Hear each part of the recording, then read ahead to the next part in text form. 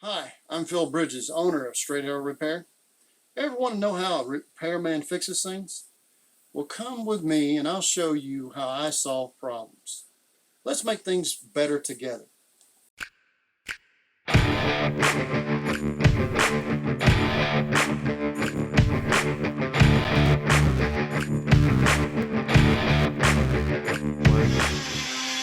What you might not know is that there's a new innovation out.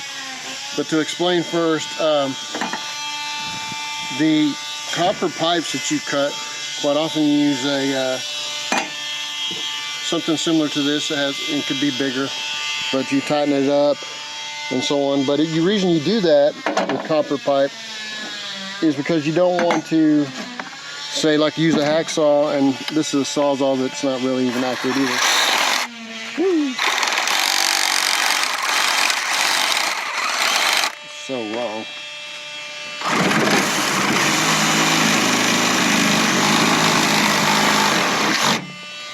See how that leaves a really ragged edges? You can clean it up and all you want to, but it's going to not be round.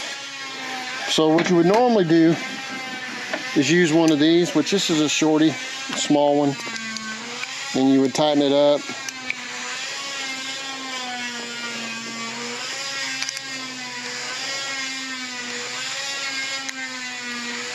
So that little wheel in there cuts, and so you tighten it up a little bit, spin it around.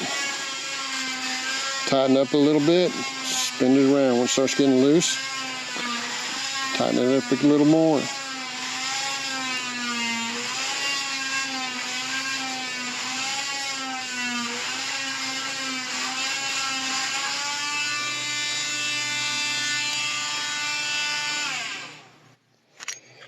So you see how clean that is compared to that.